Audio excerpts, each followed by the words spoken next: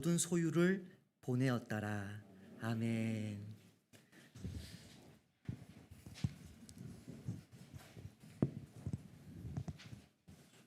먼저 제가 찬송 드리는 시간에 함께 자리에 앉지 못한 것을 사죄해 드리고 말씀을 시작하겠습니다.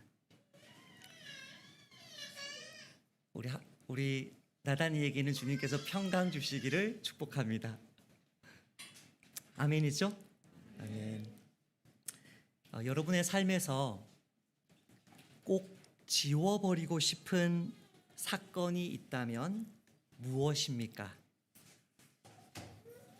여러분의 삶에서 꼭 지워버리고 싶은 사건이 있다면 무엇입니까? 라고 묻는다면 다들 떠오르는 수치스러운 또 아픈 기억이 하나쯤은 있을 것입니다. 오늘 본문이 아브라함에게는 그처럼 숨기고 싶은, 지워버리고 싶은 과거였을지도 모릅니다. 그런데 왜 아브라함은 많고 많았을 자신의 삶 속에서의 그 대소사 중에서 이 이야기를 빠뜨리지 않고 자기 아들에게, 손자에게, 후손에게 전해지도록 했을까요? 자식이 태어나기도 전인데, 그냥 침묵하면 끝나는 이야기인데, 또 왜 모세와 이스라엘 백성들은 많고 많았을 그 족장들의 이야기들 중에서, 아브라함 그 내러티브의 그 많은 이야기들 중에서, 죄송합니다. 내러티브는 이미 성경에 기록된 거니까 원 역사 중에서 그 많은 이야기들 중에서 자신들의 순수한 혈통을 의심받을 수도 있는 이 실화를 모세 오경의 아브라함 스토리에 그 내러티브에 제외시키지 않았을까? 아브라함의 이 수치스러운 과거의 사건을 통해 이스라엘의 미래 역사에서도 변함없이 나타나는 하나님의 신실하신 사랑이 이 아브라함의 수치스러운 실수를 통해 선명하게 예고되었기 때문입니다. 이유가 뭐라고요? 아브라함의 이 수치스러운 실수를 통해서 이스라엘의 그 후세대의 미래의 역사 속에서, 심지어 우리의 삶 속에서도 신실하게 변함없이 드러날 하나님의 사랑이 선명하게 예고되었기 때문에 이 실수는, 이 부끄러운 수치는 숨길 게 아니라 오히려 드러내고 자랑해야 했던 스토리였던 것입니다. 예를 들면 출애굽 사건, 십자가 사건, 성찬식 사건, 저와 여러분의 크고 작은 실패들, 실수들 속에서 하나님이 어떤 분이신지가 오늘 본문에 있는 그 하나님의 모습으로 반복되고 또 반복되는 것입니다.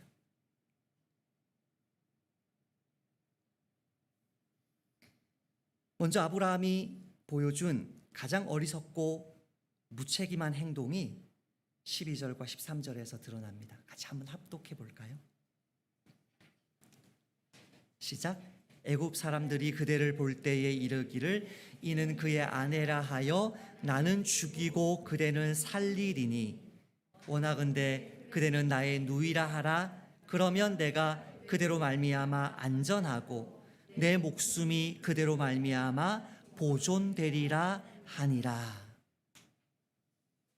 12절에 나는 죽이고 그대는 살리리니, 그걸 원하지 않는다는 거예요. 나는 살고 싶다는 거예요. 13절에 나는 안전하고 싶다는 거예요. 내 목숨이 보존되고 싶다는 거예요. 그러니까 당신이 조금 수치스럽더라도, 당신이 조금 위험해지더라도 나는 살고 봐야겠다는 것이죠.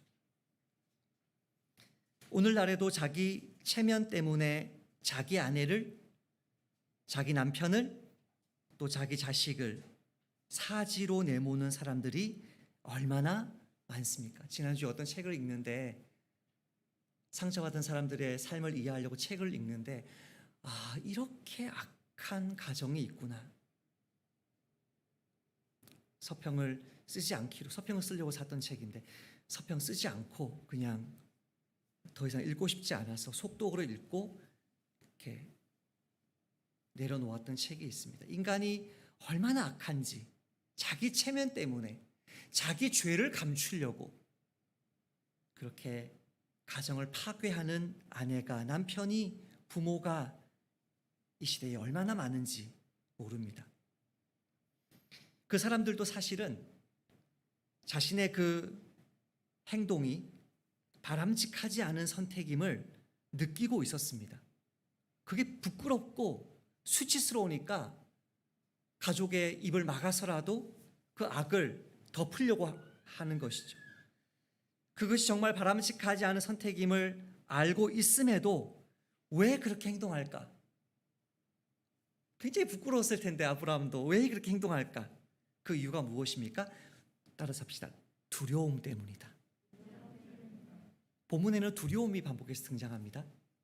첫 번째 두려움은 10절에 나옵니다. 그 땅에 기근이 들었으므로 아브라함이 애굽에 거류하려고 그 거리로 내려갔으니 이는 그 땅에 기근이 심하였습니다. 기근으로 인한 두려움, 밥 못 먹을 것에 대한, 굶어 죽을 것에 대한 두려움, 그 두려움 때문에 어떤 어리석은 선택을 합니까? 애굽으로 내려갑니다. 아브라함 시대에서 또 이스라엘 역사 속에서 애굽으로 내려가는 것은 결코 지혜로운 행동이 아닙니다. 애굽으로 내려간 그 결과가 무엇입니까? 아내가 너무 이쁘니까 사람들이 나를 죽일 것 같은 두려움이 몰려옵니다. 애굽 사람들이 그대는 살리고 나는 죽일 것 같은 그런 두려움 속에서 어떤 어리석은 선택을 합니까? 일시적인, 사실적인 이혼을 합니다. 그 결과 돌이킬 수 없는 파국을 맞는데 19절에 나옵니다. 내가 어찌 그를 누이라 하여 내가 그를 데려다가 아내를 삼게 하였느냐. 왜 데려갔어요? 아내 삼으려고 데려간 거예요. 유대인들의 탈무드나 이런 문서들 속에서는 바로와 사례가 동침하지 않았다는 것을 증명하려는 시도들이 있어요. 아내 삼으려고 데려갔단 말이에요. 이 작은 두려움, 이 어리석은 두려움 때문에 어마어마한 파국이, 돌이킬 수 없는 상황이 펼쳐집니다. 아내를 잃어버릴 위기에 처했을 뿐 아니라 자신의 부르심을, 열방을 복주시고자 하는 하나님의 구원 역사에 어마어마한 위기가 찾아옵니다. 여러분 삶 속에서 어떤 두려움, 내가 죽을 것 같은, 내가 수치당할 것 같은, 내가 면이 서지 않을 것 같은 그 다양한 두려움이 생길 때마다 나름 우리는 어리석은 선택을 할 때 어떤 변명을 합니다. 자기 합리화를 합니다. 자기 합리화를 해야 이 어리석은 선택이 정당화되니까 자기 합리화를 하는데 10절에는 어떤 합리화가 나옵니까? 기근이 찾아왔는데 기근이 뭐 했다고요? 심했다고요. 기근이 심했다고. 보통 힘든 게 아니라 많이 힘든 거죠. 지금 상황이. 경제적으로 많이 힘드니까 이래도 되겠지. 내 마음이 많이 힘드니까 이렇게 해도 되겠지. 오히려 그 심각한 상황은 하나님이 개입하시기에 적기가 아닙니까? 나의 힘으로 도저히 극복할 수 없는 상황에 처했을 때, 내가 완전히 코너에 몰렸을 때, 그때 온전하게 하나님 말씀 앞에 항복하면 오히려 하나님이 개입하시지 않겠습니까? 근데 심각한 가뭄이라는 것이 아브라함에게 핑계가, 자기 합리화가 됩니다. 그리고 또한 두 번째 합리화는 거류하려고라는 단어에 있습니다. 10절에 거류하려고, 나그네가 되려고라는 뜻입니다. 문자적인 의미가, 안 그래도 나 나그네잖아. 나 이 땅에 가나안에서도 나그네로 사는 거잖아. 그러니까 애굽에도 잠시 다녀오는 거 뭐 문제 있겠어. 나그네로 사는 거 뭐 문제 있겠어. 지난 나그네 교회 6년의 역사 속에서 많은 그 새신자들이 왔는데 한 분이 정말 똑똑한 분이 한 4년 전에 오셨는데 제가 잊혀지지 않습니다. 교회를 한번 오셔서 저와 잠시 이야기를 하자 그래서 저기 사무실 뒤에, 그때는 저기 SC제일은행 4층이었는데 그 목양실에 들어와서 자신을 이렇게 소개하는 것입니다. 목사님, 이 교회 나그네 교회죠? 신앙은 노마드 아니겠습니까? 이 교회 저 교회 떠도는 것이 신앙의 핵심입니다. 한 교회 정착하면 그 사람의 신앙은 고착화되기 쉽습니다.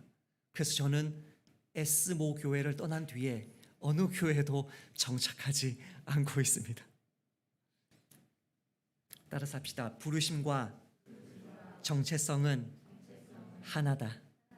그 땅을 향한 부르심을 떠나서 나그네의 정체성은 없습니다. 내가 힘드니까 가족 버리고, 힘드니까 친구 버리고, 힘드니까 내 사명 버리고, 그렇게 하나님의 일꾼은 살아갈 수가 없습니다. 그 땅에 대한 부르심과 나그네의 정체성은 하나입니다. 하나님은 어디에서 나그네로 살라고 보내셨냐면 가나안 땅에서 나그네로 살라고 부르셨습니다. 세 번째, 합리화가 창세기 20장 12절에 나중에 또 한 번 이 실수를 반복할 때 등장합니다. 그때 아브라함은 이렇게 말합니다. 또 그녀는 정말로 나의 이북 누이로서 내 아내가 되었습니다. 실제로 자기 그 외삼촌의 딸이라는 거예요. 딸이었다는 거예요. 이 사실이거든요. 그러니까 지금 내가 지금 형편에 잠시 내 여동생이라고 말한다고 한들 그게 뭐 잘못이냐는 것이죠. 우리 자매 청년들은 대답하셔야 돼요. 예 아니면 아니요라고 대답하셔야 돼요. 둘이 있을 때는 아내다가 시어머니 앞에만 서면 여자친구였을 때처럼 대우하는 남자와 결혼하고 싶으세요? 아니요. 둘이 있을 때 너무 잘해줘. 시어머니 앞에만 딱 서면 나는 둘째야. 회개하세요, 그런 남편들. 사실이에요. 자기 이북 누이로서 아내가 되었어요. 그런데 지금 상황이 어려우니까 다시 어디로 돌아가요? 이북 누이 때로 돌아가 달라는 거예요. 잠시만. 그런 아브라함의 합리화가 자신의 두려움을 감추는 것으로 기능하는 것이죠. 고 이상훈 전도사님의 남편분의 이야기를 석 달 전인가 우리 웩 선교사님이 사무실을 방문하셔서 선물로 주고 가셨습니다. 그 책을 곧바로 정독했는데 너무 화가 나서 이렇게 책을 이렇게 역시 내려놓았습니다. 책을 읽었으면 대학생 때부터 서평을 써놓고 그 책을 완전히 이해하고 이 책을 팔아버려야 이사할 때도 돈이 덜 들고 내 머릿속에 말씀이 들어오기 때문에 정말 좋은 책이었기 때문에 서평을 쓰고 싶었지만 화가 나는 거, 화가. 그래서 이 책을 내던졌습니다. 서평 써놔봐라. 이 책의 이야기를 보면 이상운 전도사님의 남편분은 처음부터 끝까지 두려움으로 살아갔던 삶입니다. 일제시대에 일본에 대한 두려움 때문에 일본으로 건너가서 의학 공부를 합니다. 일본 사람이 되고 싶어서 일본 여자와 만나서 일본인으로 살아가고 딸을 낳습니다.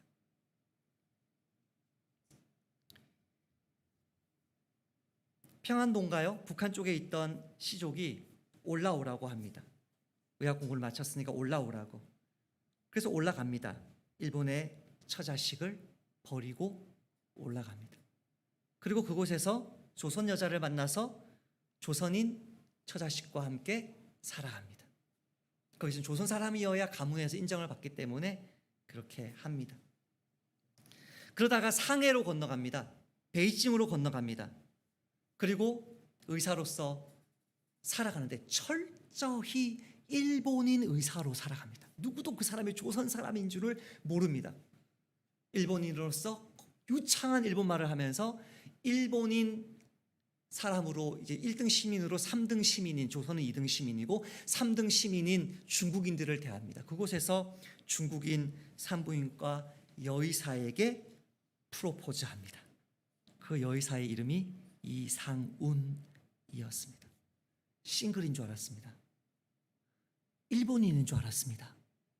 일본인 의대 교수인 줄 알았습니다. 그리고 결혼하고 일본인처럼 완벽한 위장 결혼을 하고 살다가 해방이 되면서 중국 사람들이 일본인 상점에, 일본인 가게에, 일본인 병원에 폭동을 일으키면서 사람을 쳐 죽이기 시작하니까 그때 밝히면 나 조선 사람이라고. 그리고 조선으로 건너가자고 중국인 아내 데리고 조선으로 건너옵니다. 첫째가 낳고 둘째 아들 낳고 셋째는 딸을 낳고 이남 일녀로 낳고 살아갑니다. 문제는 첫째 아들이 초등학교 들어갈 때 찾아옵니다. 자기 아내가 중국인이지 않습니까? 중공 공산당 나라이지 않습니까? 그 서슬퍼른 그런 군사 정권 하에서 그것이 굉장한 두려움으로 찾아오는 것이죠. 그래서 가정부를 둡니다.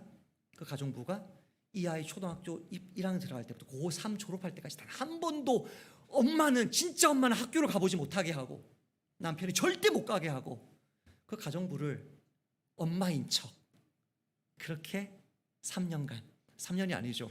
이 아이 새 아이 키울 때 동안 그렇게 엄마 행세하도록 만듭니다. 이 과부 가정부가 소원이 있습니다. 어떤 소원?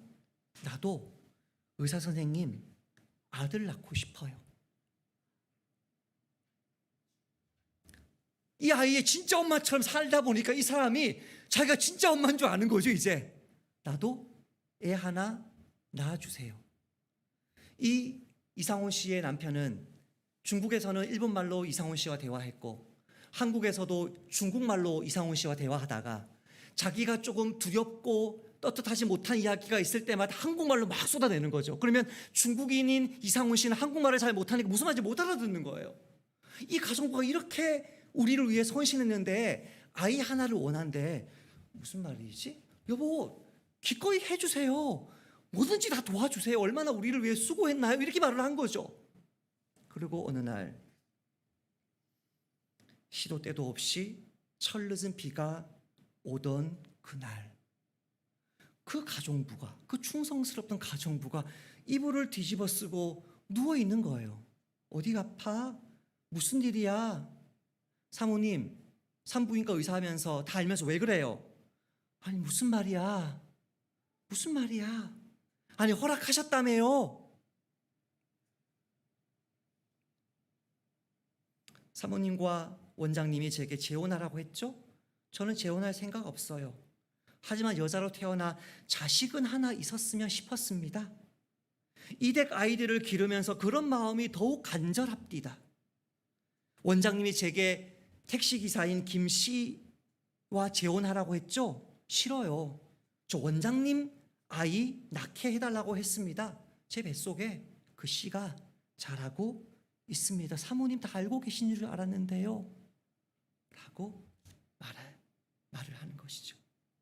차마 그 이야기를 다 들을 수 없고 꿈에도 상상치 못하는 일이었고 그 어마어마한 상황 속에서 가슴에 숭숭 구멍 뚫린 벌집이 생겨버리고 그 구멍으로 불길 같은 용암이 솟구치는 것 같고 세상의 모든 것들이 내게 등을 돌리고 그 절망적인 상황 속에서 정말 내가 원하는 바는 여자의 뺨을 후려친 다음에 머리채를 잡고 머리칼 하나하나를 뽑아서 작사를 내고 싶은데 너무나 어마어마한 배신감에 치를 떠는데 도저히 어떻게 해야 될지 알지 못해서 몸과 마음이 시체처럼 싸늘해져 버리는 그런 엄청난 배신감을 느끼게 되죠.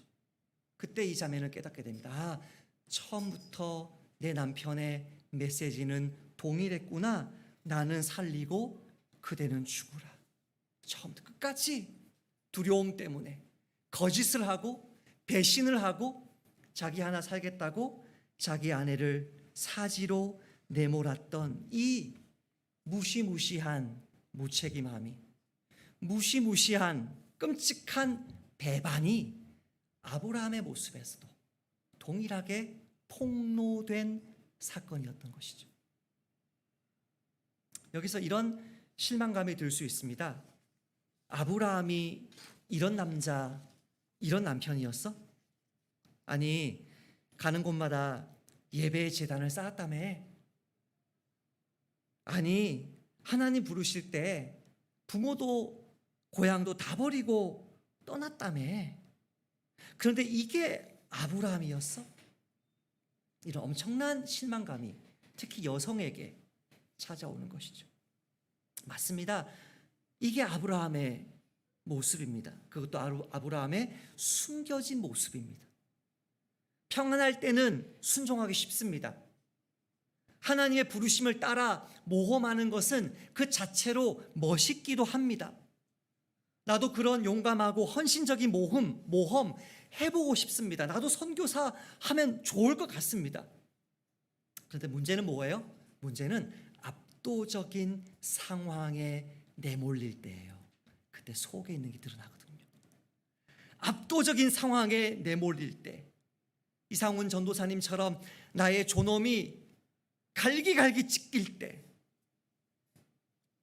아브라함처럼 두려움의 코너로 몰릴 때, 나의 수치가 폭로되거나 나의 핵심 이익이 위협당할 것 같을 때, 그동안 드러나지 않았던, 꼭꼭 감추어놓았던 나의 두려움, 나의 비겁함, 나의 기회주의, 나의 똘똘 뭉친 자기애가 폭로되는 거죠. 그때 내 인생을 사정없이 뒤흔드는 것이죠. 묻겠습니다. 과연 이 중 어느 모습이 진짜 나일까? 어느 모습이 진짜 아브라함의 모습일까? 평안할 때의 나인가? 코너에 몰렸을 때의 나인가? 정말 착하고 겸손하게 그렇게 섬길 때의 나인가? 화가 났을 때 폭발할 때의 나의 모습인가? 어떤 게 나의 진짜 모습인가? 멋지게 순종하고 예배할 때? 아니면 남에게 책임을 떠넘기며 자기애로 똘똘 뭉쳐 있는 나의 모습? 뭐가 나인가? 답은 뭔지 아세요? 따라서 합시다. 두 모습 다 나의 진짜 모습이다. 나는 정말 하나님을 믿고 사랑하고 순종하며 예배하며 살고 싶습니다. 그게 진심입니다. 그게 사실입니다. 그게 나의 모습입니다. 하지만 하나님을 향한 나의 그 믿음과 사랑은 뭐 하지 않아요? 견고하지 않아요. 내 인격에 뿌리 내리지 않았어요. 내 살과 피가 되지 못했어요. 내 인격으로 스며들지는 못했어요. 여전히 내 속에 죄가 있어요. 찌질함이 있어요. 두려움이 있어요. 분노가 있어요. 자기애로 똘똘 뭉친 거짓이 내 속에 있어요. 그것 역시 나의 모습이에요. 그래서 위기의 순간이 찾아올 때면 하나님을 사랑하긴 하지만 하나님보다 나를 더 사랑하고, 하나님의 말씀을 믿기는 하지만 하나님의 말씀보다 내 판단이 먼저 앞서 나가는, 내 감정을 더 신뢰하면서 넘어지는 것입니다. 그것 역시 나의 모습인 거죠. 두 개 중에 어느 것도 여러분 부인하고 학대하고 괴롭혀서는 안 됩니다. 그게 나니까. 그러므로 이렇게 승리와 실패를, 또 환희와 절망을 하루가 멀다 하고 오가는 나의 진짜 모습을 먼저 직면해야 되고, 그것을 인정하는 것이 먼저죠. 그때 우리를 향한 하나님의 구원의 소망이 생기는 거예요. 왜? 하나님이 우리를 부르실 때는 우리가 이렇게 찌질하고 못난 사람인 것을 이미 알고 부르셨기 때문에 우리의 이 모습을 인정하는 것이 구원의 시작이에요. 할렐루야. 내가 이렇게 부족하고 연약하고 이중적이고 업앤다운이 심한 사람인 것을 알고도 하나님은 나를 당신의 자녀로 택해 주셨습니다. 할렐루야. 그러니 비참하게 실패할 때 놀랄 것 없어요. 낙심할 것 없어요. 누구를 정죄하고 왜 저래? 그렇게 할 필요가 없어요. 그게 내 모습인데, 이런 모습을 하나님은 아시고 나를 사랑하셨기 때문에 이걸 있는 그대로 받아야 된단 말이에요. 아멘. 이것이 나의 모습이고 나의 연약한 모습이고 부끄러운 모습이지만 하나님이 이런 나를 사랑하셨어요. 아멘. 그러므로 우리가 주목할 것은 나 살려고 남을 죽이려 드는 이런 비겁하고 비참한 상황에서도 하나님이 어떻게 나를 사랑하셨는지, 하나님이 이 상황에서 어떻게 반응하셨는지, 어떻게 개입하셔서 나를 구해내실 건지 그것에만 집중하면 되는 거지요. 17절 합독할까요? 같이 읽습니다. 17절 시작. 여호와께서 아브라함의 아내 사레의 일로 바로와 그 집에 큰 재앙을 내리신지라. 여러분, 복수를 단수로 쓸 수도 있고 단수를 복수로 쓸 수도 있어요. 12절에 보면 애굽 사람이 그대를 볼 때, 원래 문장은 애굽 사람들이 미스라임 했기 때문에 애굽 사람들이, 이건 사소한 거예요. 왜? 애굽 사람에도 복수의 의미가 있으니까. 근데 여기 있는 17절은 실수라고 볼 수 있습니다. 여호와께서 아브라함의 아내 사레의 일로 바로와 그 집의 큰 재앙들을 내가가 재앙이거든요. 내가임, 까돌이 크단데 까돌림, 내가임, 까돌림, 큰 재앙들 강조해서 복수형을 썼어요. 이게 굉장히 중요합니다. 하나의 큰 재앙이 아니었습니다. 갑자기, 이건 연병이거든요. 전염병이거든요. 온갖 질병을 말하는 거거든요. 하나의 재앙이 갑자기 닥친 게 아니라 순식간에 여러 개의 재앙이 한밤에 내려꽂은 거거든요. 상상이 되세요? 이거를 구체적으로 그렸으면 또 하나의 출애굽 10가지 재앙이 나올 뻔했던 거죠. 엄청난 재앙들이 한꺼번에 쏟아지면서 애굽에 있는 모든 바로와 집 사람들이 이거는 사례가 우리 집에 들어왔기 때문이라는 것을 분명히 알 수 있게, 한 가지 재앙이 우연히 일어난 게 아니라 수많은 여러 가지 재앙이 한꺼번에 그 집에 쏟아지면서 사람들이 곧바로 알아서 단박에 저 여자를 데려와서는 안 됐다는 거죠.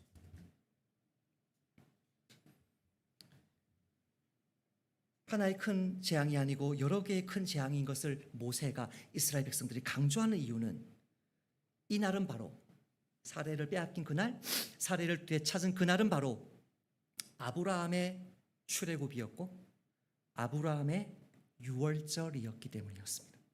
굉장히 중요한 번역입니다. 메뚜기, 피, 개구리, 티끌, 파리, 가축, 종기, 우박, 흑암, 첫 태생 다 죽는 거, 이 모든 것들을 한꺼번에 쏟아부은 것이 아브라함의 출애굽이고 아브라함의 유월절이었습니다. 오늘 본문이 아브라함의 출애굽으로 기록되었음이 곳곳에서 흔적이 남아있는데, 여러분 주보에 제가 줄 쳐놨습니다. 첫 번째, 아브라함이 그랬듯이 이스라엘 백성들도 기근을 피해서 애굽으로 내려갑니다. 두 번째로, 사례를 바로에게 빼앗김으로 약속의 씨가 위협받았듯이 바로에게 히브리 여인들의 남자아이들이 죽임당하고 이스라엘 민족이 학대당함으로 약속의 씨가 위협당합니다.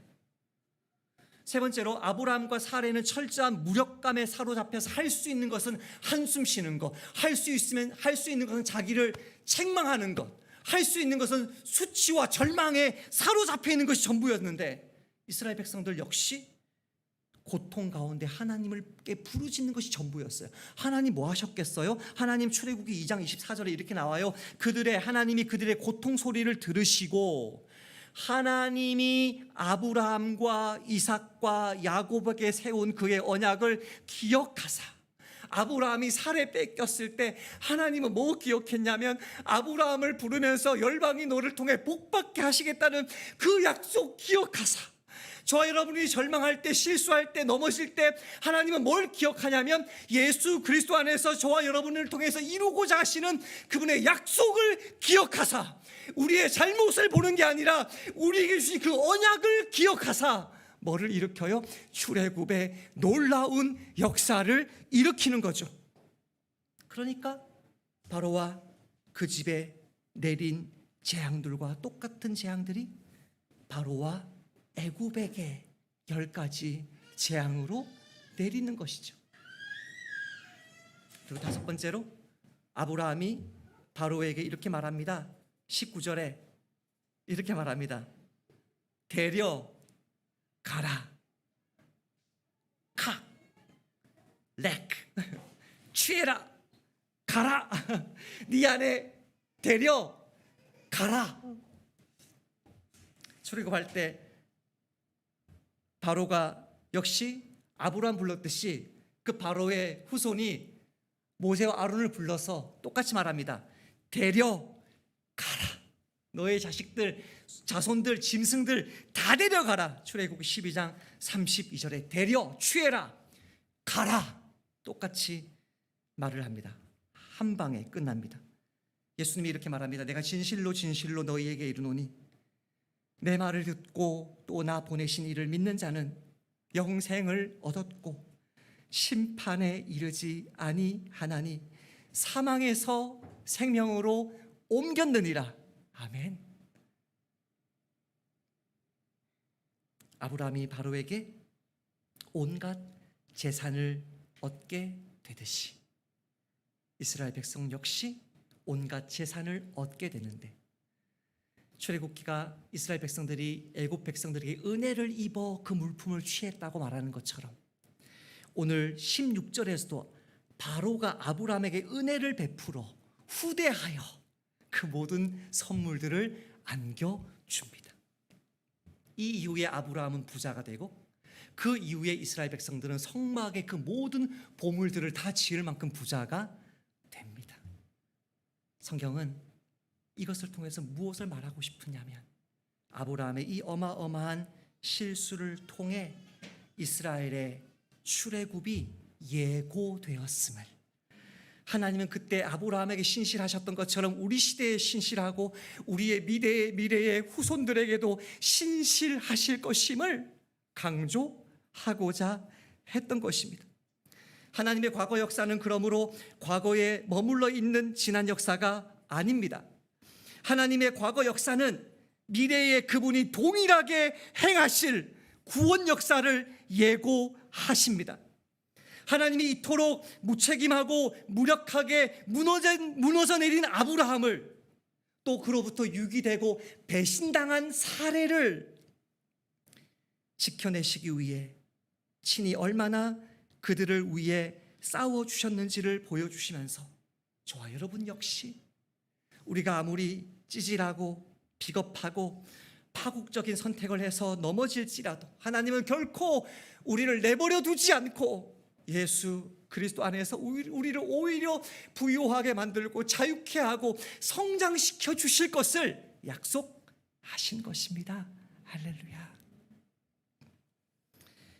하나님의 이 신실하신 사랑은 결코 의심할 수 없습니다.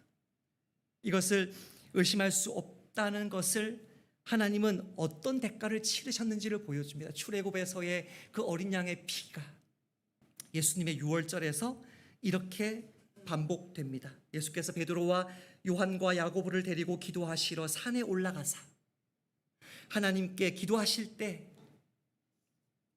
용모가 변화되고 그 옷이 휘어져 광채가 나더라. 예수님의 영광이 하나님의 영광임을 보여줍니다. 그리고 그 다음에 예수님의 신분, 그분의 권세를 보여주는데 문득 두 사람이 예수와 함께 말하니 이는 모세와 엘리야라.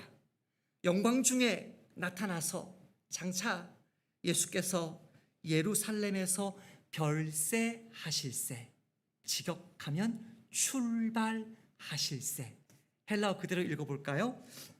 텐 엑소돈 아우투, 그의 엑소도스를 하실세, 그분의 출애굽에 관하여 말하니. 모세는 알고 있었습니다.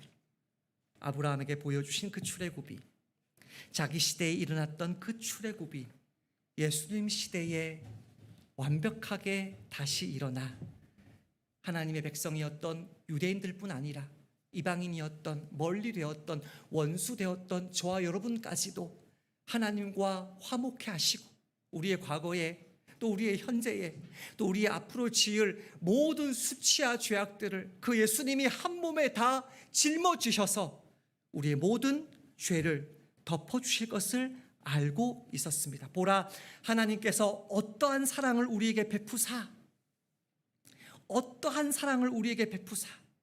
하나님의 자녀라 일컬음을 받게 하셨는가? 우리가 그러하도다. 우리가 아직 죄인 되었을 때에 그리스도께서 우리를 위하여 죽으심으로 하나님께서 우리에게 대한 자기의 사랑을 확증하셨느니라. 하나님의 이 대가 지불이 이 세상 그 무엇보다도 값진 것이기에 어리석기 짝이 없는 아브라함도 그 비겁하고 이기적인 그 모습이 아브라함보다 나을 것 없는 저와 여러분도 이 우주 만물 앞에서 정당하고 떳떳하게 구원해 내시기에 충분한 것입니다. 하나님 우리를 사랑하신 이 사랑 앞에 그 어떤 원수가, 그 어떤 천사가, 그 어떤 피조물이 부당하다고 말하겠습니까? 예수님이 그분의 목숨을 내어놓으셨는데 고 이상운 전도사님의 남편 역시 마찬가지입니다. 뻔뻔하기 짝이 없게 아들을 또 하나 가정부에게 낳아줍니다. 너무 화가 나서 이불을 다 가정부 방으로 남편 침구로 옮겨버립니다. 아들들이 아버지에게 편지를 씁니다. 어마어마하게 분노와 실망감 가운데 아버지에게 그렇게 편지를 씁니다. 배신한 남편에 대한 미움의 그 뿌리가 너무 깊으니까 당시 영도에 살고 있었는데 영도 다리 앞에서 뛰어내리려고 하는데 갑자기 집에 있는 아이들이 생각이 나는 거예요. 그래서 영도 다리에서 뛰어내리지 않고 집으로 뛰어가서 아이들 셋을, 딸은 아직 갓난쟁이라서 누워있는 거를 아이들 셋을 부여안고 펑펑 웁니다. 하나님이 새벽기도 하는데 내려놓아라, 내려놓아라, 그런 마음을 주시는데 순종하지 않습니다.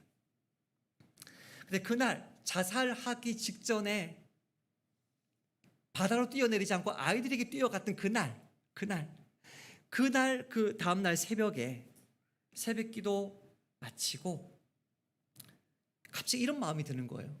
어려운 사람들을 도와야 되겠다. 내가 화교인데 화교를 도와야 되겠다. 그 목사님에게 찾아가서 이렇게 말합니다. 목사님, 가정환경이 어려운 화교 학생을 돕고 싶습니다. 세 사람만 추천해 주셨으면 합니다. 그때부터 화교 신학생들을 돕기 시작하다가 이제는 한국인 신학생들까지 돕는 삶으로 변화됩니다. 이분이 이렇게 말합니다. 이것이 내 생애의 전환점이었다. 그전에 남편밖에 없었어요. 자식밖에 없었어요. 근데 그 자살 직전에 비로소 주님께 돌이킨 뒤로는 남을 돕는 인생을 살게 되는데 생애의 전환점이 돼요. 그렇게 기쁠 수 없더래요. 그렇게 행복할 수 없더래요. 이 어마어마한 절망을 통해서 비로소 인생을 왜 사는지를 배우게 되는 것이죠. 그러다가 그 뻔뻔스럽게 짝이 없던 남편이 뇌 동맥이 막혀 의식을 잃고 쓰러집니다. 남편의 주치의가 되어서 간호사가 되어서 24시간 남편 곁을 지킵니다. 어릴 때 유아 세례 받았던 남편, 그 뒤로 예수님 떠나서 한 번도 교회 안 온 남편, 예수 믿지 않고 불신자로 살았던 그 남편을 위해서, 회복이 불가능한 그 남편을 위해서 간호사로, 주치의로 그렇게 섬겨줍니다. 남편, 그렇게 자존심으로 똘똘 뭉친 그 남편이 자기를 처음으로 의지하는 것을 느낍니다. 그는 내 손길이 아니면 용변도 가릴 수 없었다. 머리를 깎아주고 손톱 발톱을 잘라주고 세수와 목욕을 시켜주었다. 매일 누워있으니 아무리 조심해서 돌보아도 욕창이 생겼다. 사는 것이 죽는 것만 못한 것 같았다. 산 송장이 따로 없었다. 그런데 그렇게 교만한 사람이, 그렇게 완벽주의자가, 그렇게 자존심 강한 그 남편이 내 등에 업혀서 교회에 나가게 되었다. 평생 붙잡고 있던 자아를 무너뜨리고 하나님께 무릎을 꿇은 것이다. 그는 착한 어린애처럼 교회 가자는 권고를 거부하지 않았다. 그렇게 남편을 3년간 병상에서 섬깁니다.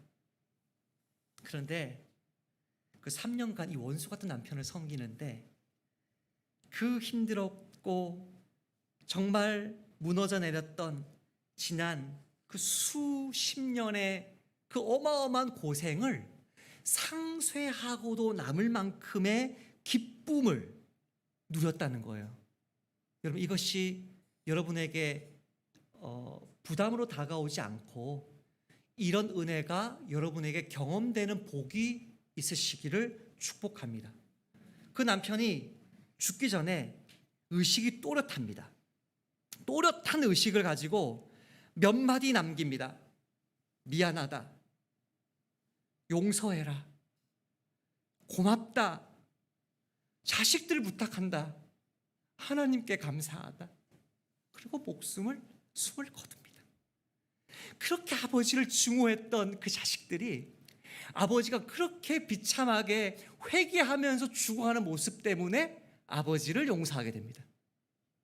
그리고 이상훈 전도사님은 남편 돌아가시고 35년을 더 사는데 곧바로 신학교 들어가서 신학 공부를 하고 전도사가 되어서 28년을 부산에 있는 초량에 있는 화교 교회에서 전도사로 84세까지 설교하며 복음 전하고 자기의 모든 재산으로 신학생 돕다가 88세에 주의 부르심을 받습니다.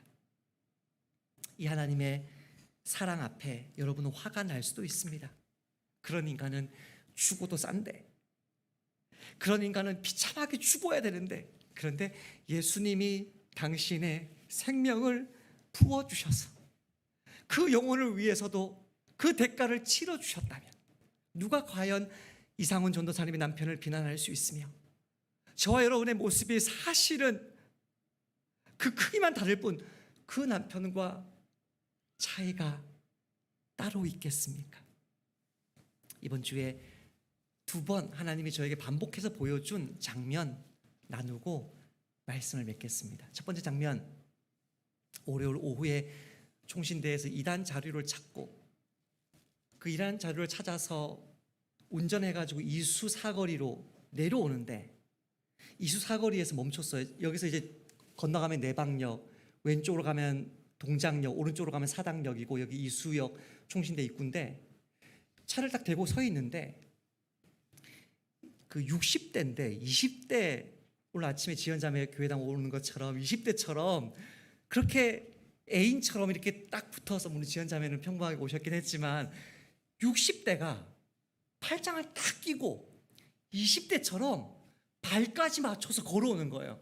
그래서 제가 너무 이상해서 죄송해요. 너무 이상해서 그분을 쳐다보는데 남편 손이 이렇게 되어 있는 거예요. 그러니까 반신 불수가 찾아온 거겠죠. 근데 아내가 그 남편을 끼고 오른발 왼발 오른발 왼발 오른발 왼발 조금씩 구령을 붙이면서, 그러니까 남편 그 연습시키는 거예요. 제가 사진을 찍고 싶어요. 사진을. 가장 아름다운 사진 아닌가요? 그 남편이 어떤 삶을 살았는지는 모르지만 그 60대 아내가 그 남편을 오른발 왼발 오른발 왼발 오른발 왼발 딱 붙어서 걸어오는 그 모습.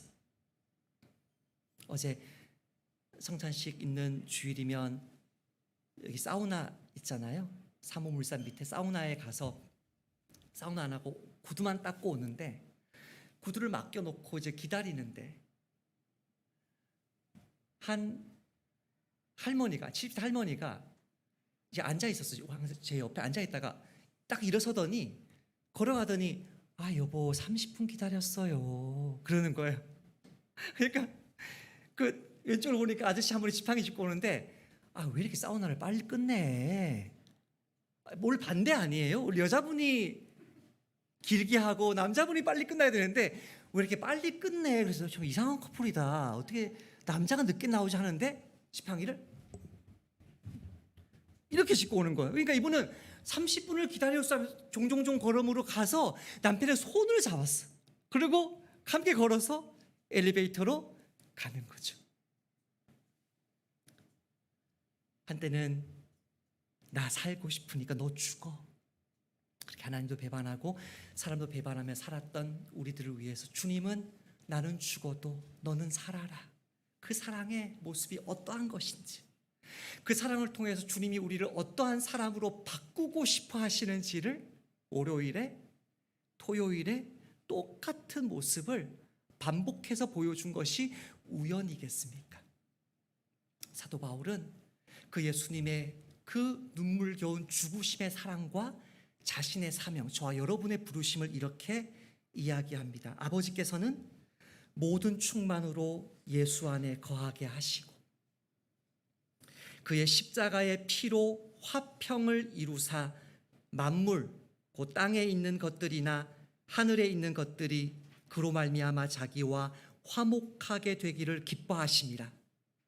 전에는 악한 행실로 멀리 떠나 마음으로 원수가 되었던 너희를 이제는 그의 육체의 죽음으로 말미암아 화목하게 하사 너희를 거룩하고 흠없고 책망할 것이 없는 자로 그 앞에서 세우고자 하셨으니 만일 너희가 믿음에 거하고 터 위에 굳게 서서 너희 들은 바 복음의 소망에서 흔들리지 아니하면 그러하리라. 이 복음은 천하 만민에게 전파된 바요 나 바울은 이 복음의 일꾼이 되었노라. 나는 이제 너희를 위하여 받는 괴로움을 기뻐하고 그리스도의 남은 고난을 그의 몸된 교회를 위하여 내 육체에 채우노라. 하나님의, 예수님의 십자가의 피로 목숨 주시는 사랑으로 저와 여러분이 실패에도 불구하고 절망에도 불구하고 그 똘똘 뭉친 이기심에도 불구하고 수치에도 불구하고 하나님이 나를 구원하실 것이라는 그 소망에 붙들고 있으면 하나님이 우리를 거룩하고 흠없고 책망 없는 자로 세우실 것을 믿습니다. 그 동일한 은혜를 주님은 당신의 온전한 은혜로 내 주변 사람들에게도 부어주시기를 원하는데 무엇을 감당해요? 그 복음 전해주는 사람으로, 그 사랑 보여주는 사람으로 그 곁에 머물러야 되기 때문에 그리스도의 남은 고난이 우리에게도 주어졌다라고 표현했습니다. 이 주님의 사랑 앞에 감격하고 감사하고 나의 실패에도 불구하고 절망하지 않고 그 소망 가운데 굳게 서셔서 이 한 주도 내 이웃을, 가족을, 또 교회 지체들을 위해서 받는 고난을 기쁘게 담당하시는 저와 여러분 되시기를 주님의 이름으로 축복합니다. 아멘. 이 시간